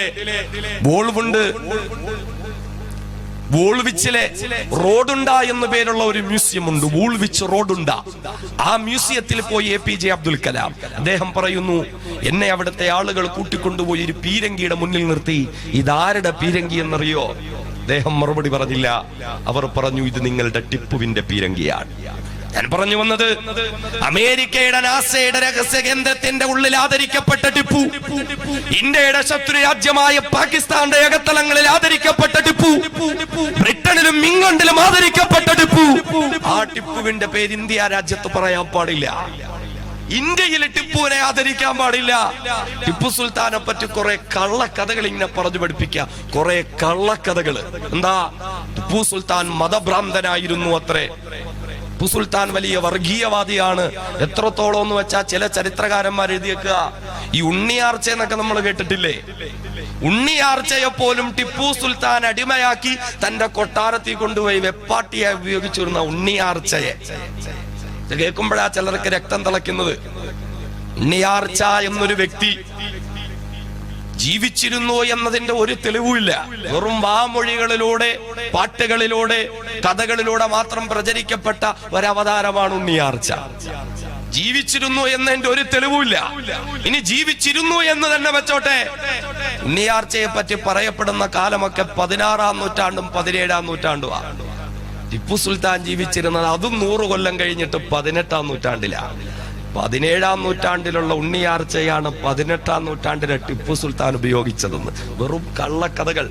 കഥകളിലൂടെ സിനിമകൾ പോലും ഇപ്പോ മലയാളത്തില് 3-4 അവാർഡുകൾ നേടിയെടുത്ത ആമേൻ എന്ന പേരുള്ള ഒരു സിനിമയുണ്ട്. ഞാൻ കണ്ടിട്ടില്ല, നിങ്ങൾ കണ്ടിട്ടുണ്ടാവും. അതിന്റെ തുടക്കം ടിപ്പു സുൽത്താനെ കാണിക്കും അത്രേ. ആലപ്പുഴയ്ക്ക് കുട്ടനാടിനടുത്ത് കുമരങ്കരി എന്ന പ്രദേശത്ത് ഒരു സുറിയാനി ചർച്ച്, ആ ചർച്ച് ആക്രമിച്ച് അവിടെ നിന്നെന്തൊക്കെ വിലപിടിപ്പുള്ള വസ്തുക്കൾ എടുക്കാൻ ടിപ്പു സുൽത്താൻ തന്റെ പടയാളികളുമായി ഇങ്ങനെ വരികയാണത്രേ. അങ്ങനെ വന്ന് രാത്രി ഇങ്ങനെ ആ ചർച്ചിന്റെ മുന്നിൽ നിൽക്കുമ്പോൾ പെട്ടെന്ന് പൗലോസ് പുണ്യാളൻ അതിൻ്റെ ഉള്ളിൽ ഇങ്ങനെ പ്രത്യക്ഷപ്പെട്ട് പ്രകാശം വന്ന് ടിപ്പു സുൽത്താൻ ഒളിച്ചോടി, തിരിച്ചു പേടിച്ചോടി എന്നൊക്കെയാ പറയുന്നത്. പക്ഷേ കൃത്യമായ രേഖകളുണ്ട്. പെരിയാറിന്റെ വടക്കോട്ട് ടിപ്പു വന്നിട്ടില്ല. പറയുന്നു ആലപ്പുഴയിലെ കുമരങ്കരിയിലെ ടിപ്പു സുൽത്താൻ വന്നു എന്ന്. കള്ളക്കഥകളാണ് ടിപ്പു സുൽത്താനെ പറ്റി പറയുന്നത്. നമ്മൾ വ്യക്തമായി അറിയണം. മാത്രമല്ല, എന്റെ ശബ്ദം കേൾക്കുന്ന ഏതെങ്കിലും ഹിന്ദു സഹോദരങ്ങൾ ഉണ്ടെങ്കിൽ ടിപ്പു സുൽത്താൻ ഹിന്ദുക്കളുടെ ശത്രു എന്ന് പറഞ്ഞാണെന്ന് പലരും പ്രചരിപ്പിക്കുന്നത്. ടിപ്പു ജയന്തി ആഘോഷിക്കാൻ, ടിപ്പുവിനെ ഓർക്കാൻ ഇന്ത്യ രാജ്യത്ത് അനുവാദം നൽകുന്നില്ല എങ്കിൽ അത് കേവലം ഇസ്ലാമിന്റെയോ മുസ്ലിമുകളുടെയോ മാത്രം പ്രശ്നമല്ല. അത് ഇന്ത്യ രാജ്യത്തെ എല്ലാ നല്ലവരായ ഹിന്ദുവിന്റെയും മുസ്ലിമിന്റെയും ക്രിസ്ത്യാനിയുടെയും പ്രശ്നമാ. ആരാ ടിപ്പു സുൽത്താൻ? നമ്മുടെ ഈ കൊല്ലം ജില്ലയിൽ നിന്ന് പോലും, ഇന്ത്യയുടെ പല ഭാഗത്ത് നിന്ന് പോലും ഹൈന്ദവ സഹോദരങ്ങൾ തീർത്ഥാടനത്തിനായി വരുന്ന കൊല്ലൂർ മൂകാംബിക ക്ഷേത്രമുണ്ട്. ഇവിടെ നിന്ന് പോലും ആളുകൾ ബസ് പിടിച്ച് അവിടെ പോകാറുണ്ട്. രാജ്യത്തിന്റെ പല ഭാഗങ്ങളിൽ നിന്നും കൊല്ലൂർ മൂകാംബികയിൽ ദർശനത്തിന് വേണ്ടി വരുന്ന ഹൈന്ദവ സഹോദരങ്ങളുണ്ട്. ഈ കൊല്ലൂർ മൂകാംബിക ക്ഷേത്രത്തിൽ എല്ലാ ദിവസവും ആ ക്ഷേത്രത്തിൽ ഒരു പ്രാർത്ഥന നടത്താറുണ്ട്. സലാം മംഗളാരതി എന്നാണ് ആ പ്രാർത്ഥനയുടെ പേര്. സലാം മംഗളാരതി. സലാം എന്നൊക്കെ കേൾക്കുമ്പോ പള്ളിയിൽ നടക്കുന്ന പ്രാർത്ഥനയെന്ന് വിചാരിക്കല്ലേ. കൊല്ലൂർ മൂകാംബിക ക്ഷേത്രത്തിൽ സലാം മംഗളാരതി എന്നൊരു പ്രാർത്ഥന നടക്കുന്നുണ്ട്. ആർക്ക് വേണ്ടിയിട്ടുള്ള പ്രാർത്ഥനയാ? ടിപ്പു സുൽത്താന് വേണ്ടിയിട്ട് പ്രാർത്ഥന എല്ലാ ദിവസവും കൊല്ലൂർ മൂകാംബിക ക്ഷേത്രത്തിലെ. അവിടെ നിന്ന് കുറച്ചു ദൂരം യാത്ര ചെയ്താൽ ശങ്കരനാരായണീ ക്ഷേത്രം എന്നൊന്നും മറ്റോ പറയപ്പെടുന്ന ഒരു ക്ഷേത്രമുണ്ട്. അവിടെ ഉത്സവം നടക്കാറുണ്ട് 12 ദിവസം. ഈ 12 ദിവസവും ആ ക്ഷേത്രത്തിലെ പൂജാരി ഒരു തൊപ്പി ധരിച്ചിട്ടാണ് പൂജാകർമ്മങ്ങൾ ചെയ്യുന്നത്. ആരുടെ തൊപ്പി? ടിപ്പു സുൽത്താൻ അവിടുത്തെ പൂജാരിക്ക് സമ്മാനമായി കൊടുത്ത തൊപ്പി. 12 ദിവസം ഇത് തലേ വെച്ചിട്ടാ പൂജ നടക്കുന്നത്.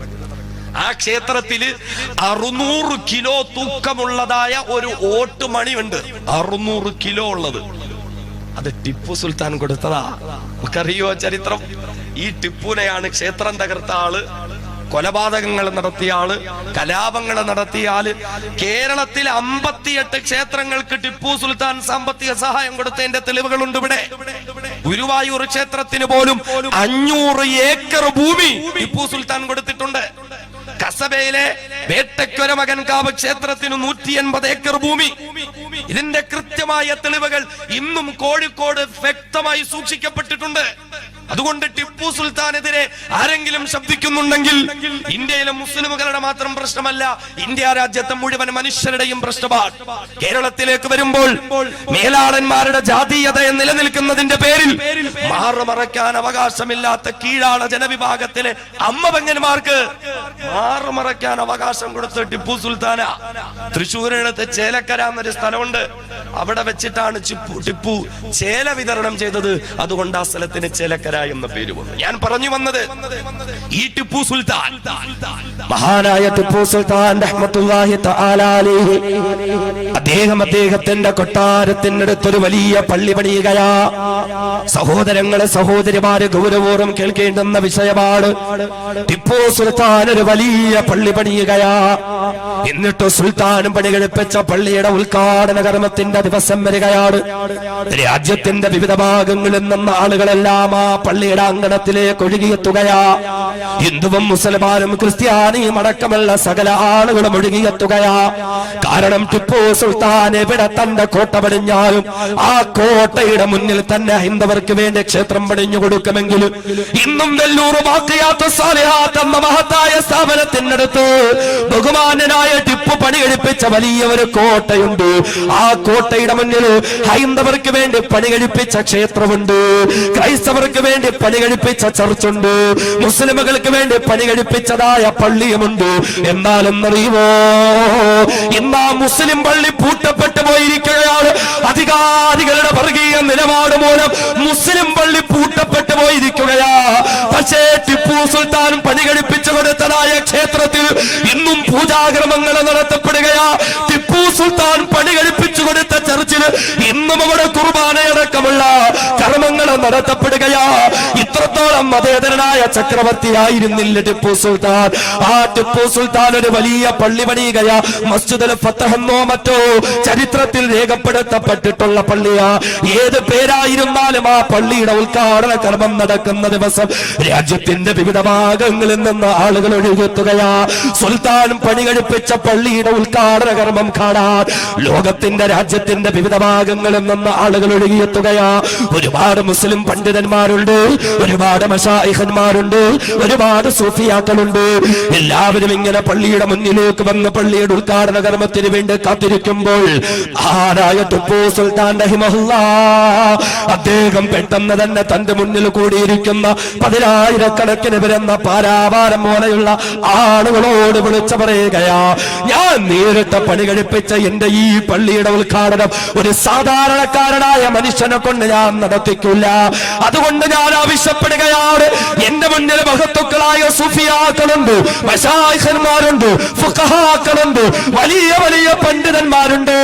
എന്നാൽ ഞാൻ ആവശ്യപ്പെടുകയാ, പ്രായപൂർത്തിയായിട്ട് ഇന്നേ വരേക്കും ഒരു ജമാഅത്ത് നിസ്കാരവും മുടക്കാത്ത ഒരാളുണ്ടെങ്കിൽ അയാള് മുന്നിലേക്ക് കടന്നു വരിക, എന്റെ പള്ളിയുടെ ഉദ്ഘാടന കർമ്മം നിർവഹിക്കുക. അതേ പ്രായപൂർത്തിയായിട്ട് നാളുന്നവരെയും ഒരു ജമാഅത്ത് നിസ്കാരവും മുടക്കാത്തവരുണ്ടോ? ടിപ്പുവിന്റെ പള്ളിയുടെ ഉദ്ഘാടന കർമ്മം നിർവഹിക്കുക. എല്ലാവരും ഒന്ന് ചിന്തിച്ചു നോക്കുകയാ, പടച്ചവര് എപ്പോഴെങ്കിലും ഒക്കെ ഒരു നിസ്കാരം എനിക്ക് ജമാഅത്ത് നഷ്ടപ്പെട്ടു പോയിട്ടുണ്ടാകാം, കളാ ആക്കിയിട്ടില്ല, പക്ഷേ ജമാഅത്ത് നഷ്ടപ്പെട്ടു പോയിട്ടുണ്ടാകാം. അതുകൊണ്ട് ഒരാൾക്കും മുന്നോട്ട് വരാൻ ധൈര്യമില്ല. എല്ലാവരും നിശബ്ദരായി തോൽവി സമ്മതിച്ചു കൊണ്ടിരിക്കുമ്പോ രാജ്യത്തിന്റെ പരമാധികാരം കയ്യിലാണെന്ന ഭരണാധികാരിയായ ബഹുമാനനായ ടിപ്പു സുൽത്താൻ വിളിച്ചു പറയുകയാ, എങ്കിൽ ഞാൻ തന്നെ പള്ളിയുടെ ഉദ്ഘാടന കർമ്മം നിർവഹിക്കാം. അൽഹംദുലില്ലാഹ്, അൽഹംദുലില്ലാഹ്, പ്രായപൂർത്തിയായിട്ട് നാളുന്നവരെയും ഒരു നിസ്കാരത്തിന്റെയും ജമാഅത്ത് ഞാൻ മുടക്കിയിട്ടില്ല. അങ്ങനെ മുടക്കാൻ എന്റെ ഉമ്മ എന്നെ പഠിപ്പിച്ചിട്ടില്ല. എന്റെ ശബ്ദം കേൾക്കുന്ന ഉമ്മമാരെ, കഴിയുമോ ടിപ്പുവിനെ പോലെ നിങ്ങളുടെ മക്കളെ വളർത്താൻ? ടിപ്പുവിന്റെ ഉമ്മ ഭരണാധികാരം കൈയാളുന്ന പൊന്നുമോൻ 15-ാമത്തെ വയസ്സിൽ വെള്ളക്കാരുടെ മുന്നിൽ വാളമെടുത്തുകൊണ്ട് പടപ്പുറപ്പാട് നടത്തിയ പൊന്നുമോൻ, മസ്താൻ ടിപ്പു സുൽത്താനോടുള്ള താല്പര്യപ്രകാരം ടിപ്പു എന്ന പേര് വിളിക്കപ്പെട്ട പൊന്നുമോൻ, ആ പൊന്നുമോനെ ആ പൊന്നുമോന്റെ ഉമ്മ വളർത്തിയത് എങ്ങനെയാ? ഒരു നിസ്കാരത്തിന്റെ ജമാഅത്ത് പോലും മുടക്കാതെയല്ലേ? അല്ലാഹുവിന്റെ വിശുദ്ധ ഖുർആൻ കൊടുത്ത സർട്ടിഫിക്കറ്റ് എന്താ? അല്ലദീന ഇമ്മക്കന്നാഹും ഫിൽ അർളി അഖാമുസ്സലാഹ വആതവുസ് സകാഹ വഅമറൂ ബിൽ മഅറൂഫ് വനഹൂ അനിൽ മുൻകർ വലില്ലാഹി ആഖിബത്തുൽ ഉമൂർ. ഏതൊരു ടിപ്പുവിന്റെ അന്ത്യമാണോ ലോകത്തിന് മുഴുവനും മാതൃകയായത്? പിന്നാലെ നിന്നുകൊണ്ട് തന്റെ തലയ്ക്ക് പിന്നാലെ വെടിവെച്ചവനെ പോലും വെട്ടിക്കൊലപ്പെടുത്തിക്കൊണ്ട് ഇന്ത്യ രാജ്യത്തിന്റെ ചരിത്രത്തിൽ ഒരു രാജാവിനും അവകാശപ്പെടാൻ കഴിയാത്ത നിലയിൽ ബ്രിട്ടീഷുകാരോട് നേരിട്ട് പടവെട്ടി രക്തസാക്ഷിത്വം വഹിച്ച ഒരേ ഒരു ഭരണാധികാരി ടിപ്പു സുൽത്താൻ മാത്രമാണെങ്കിൽ ആ ടിപ്പുവിന്റെ ഗുണഗണങ്ങളൊന്നറിയടേ. അല്ലാഹുവിന്റെ ഖുർആൻ പറഞ്ഞ ചില മഹത്തുക്കളില്ലേ, അല്ലദീന ഇമ്മക്കന്നാഹും ഫിൽ അർളി അഖാമുസ്സലാഹ. എത്ര അധികാരം പടച്ച തമ്പുരാൻ കൊടുത്താലും നിസ്കാരത്തെ കൃത്യമായി നിലനിർത്തുന്നവരെന്ന് ഖുർആൻ പറഞ്ഞ ആ മഹത്തായ സിഫത്തിലേക്ക് കടന്നുപോയ ടിപ്പു സുൽത്താൻ, ആ ടിപ്പുവിനെ വളർത്തിയ പ്രിയപ്പെട്ട ഉമ്മ, ടിപ്പുവിന് കൊടുത്ത തർബിയത്തും സ്വലാഹിയത്തും അതാണെങ്കിൽ എന്റെ ശബ്ദം കേൾക്കുന്ന മങ്ങാരത്തെ പ്രിയപ്പെട്ട ഉമ്മമാരെ, കഴിയുമോ നിങ്ങളുടെ മക്കളെ നിങ്ങൾക്ക് ഇങ്ങനെയൊന്ന് വളർത്താൻ? ഒരു ജമാഅത്ത് നിസ്കാരം പോലും മുടക്കാതെ അവിടെയാണ് ഹബീബായ റസൂൽ പഠിപ്പിച്ചത്. 7-ാമത്തെ വയസ്സ് മുതൽ നിസ്കാരത്തിന്റെ കാര്യത്തിൽ ശ്രദ്ധയുണ്ടാക്കണം. വിശദീകരിക്കാൻ നമുക്ക് സമയമില്ല. ഖുർആൻ പഠിപ്പിക്കുന്ന മഹത്തായ മറ്റൊരു സംസ്കാരമുണ്ട്, ഹബീബായ റസൂൽ പഠിപ്പിച്ച സംസ്കാരം. 7 വയസ്സായാൽ മക്കളെ നിസ്കരിപ്പിക്കണം, 10 വയസ്സായിട്ടും നിസ്കരിച്ചില്ലെങ്കിൽ അടിക്കണം. ശേഷം റസൂലുള്ളാഹി പറഞ്ഞു, വഫർരിഖൂ ബൈനഹും ഫിൽ മലാജിഅ, വഫർരിഖൂ ബൈനഹും ഫിൽ മലാജിഅ. 10 വയസ്സായി കഴിഞ്ഞാൽ ആൺകുട്ടിയാകട്ടെ പെൺകുട്ടിയാകട്ടെ ഒറ്റയ്ക്ക് കിടത്തി ശീലിപ്പിക്കണം. പിന്നെ ഒരുമിച്ച് കിടത്താൻ പാടില്ല. 10 വയസ്സ് പൂർത്തിയായോ പിന്നെ ആരോടൊപ്പവും അവരെ ഒരുമിച്ച് കിടത്തരുത്. 10 വയസ്സ് പൂർത്തിയായാ മാറ്റി കിടത്തണം. കാലഘട്ടം ഒന്ന് തെളിയിച്ചില്ലേ? കാലഘട്ടം തെളിയിക്കപ്പെട്ടില്ലേ എന്ന് വീടിന്റെ അകത്തളങ്ങളിൽ സഹോദരീ സഹോദരന്മാർക്കിടയിൽ പോലും 10 വയസ്സ് മുതൽ സൂക്ഷ്മതയുടെ അകലം പാലിക്കണം. സഹോദരനും സഹോദരിയും തമ്മിൽ കാണാൻ പാടില്ല എന്നല്ല, അവര് തമ്മിൽ മിണ്ടാൻ പാടില്ല എന്നല്ല, അവര് തമ്മിൽ സഹവസിക്കാൻ പാടില്ല എന്നല്ല. പക്ഷേ വിചാരവികാരങ്ങൾ മുളപൊട്ടുന്ന 10 വയസ്സ് പൂർത്തിയായി കഴിഞ്ഞാൽ ആ 10 വയസ്സ് പൂർത്തിയായ നമ്മുടെ മകനാകട്ടെ മകളാകട്ടെ അവരുടെ സഹോദരി സഹോദരന്മാരുടെ അടുക്കൽ നിന്ന് അവരെ പ്രത്യേകിച്ച് മാറ്റി കിടത്തണമെന്ന് മുഹമ്മദ് മുസ്തഫ സ്വല്ലല്ലാഹു അലൈഹി വസല്ലം പഠിപ്പിച്ചത് 6-ാം നൂറ്റാണ്ടിലും 7-ാം നൂറ്റാണ്ടിലുമാണെങ്കിലും സംസ്കാരമുള്ള ഇരുകാലി ജീവികളുടെ കാലഘട്ടമെന്ന് പറയപ്പെടുന്ന 21-ാം നൂറ്റാണ്ടിൽ 10 വയസ്സുള്ള മകളെ പീഡിപ്പിച്ച പിതാവിന്റെ വാർത്ത കേൾക്കുന്നില്ലേ? ഏറ്റവും കൂടുതൽ പീഡനങ്ങൾ പെൺകുട്ടികളെ നേരിടേണ്ടി വരുന്നത് വീടിന്റെ അകത്തളങ്ങളിൽ നിന്നാണെങ്കിലും 5 വയസ്സുള്ള പൊന്നുമോളെ പോലും പീഡിപ്പിച്ചിട്ട് കഴുത്ത് ഞെരിച്ച് കൊന്നുകളയുന്നെങ്കിലും 6 മാസം പ്രായമുള്ള പിഞ്ചുകുഞ്ഞിനെ പോലും പീഡിപ്പിക്കുന്ന കാലഘട്ടമാണെങ്കിലും 14 മുമ്പ് മുത്തളി മുഹമ്മദ് മുസ്തഫ സല്ലല്ലാഹു അലൈഹി വസല്ലമ തങ്ങൾ പറഞ്ഞ 10 വയസ്സ് പൂർത്തിയായി കഴിഞ്ഞാൽ ബൈനഹും ഫിൽ മലാജ്, കിടപ്പറകളിൽ നിന്ന് നിങ്ങളുടെ മക്കളെ നിങ്ങൾ മാറ്റിക്കിടത്തരുത്. മഹത്തായ ഒരു സംസ്കാരമാണ്.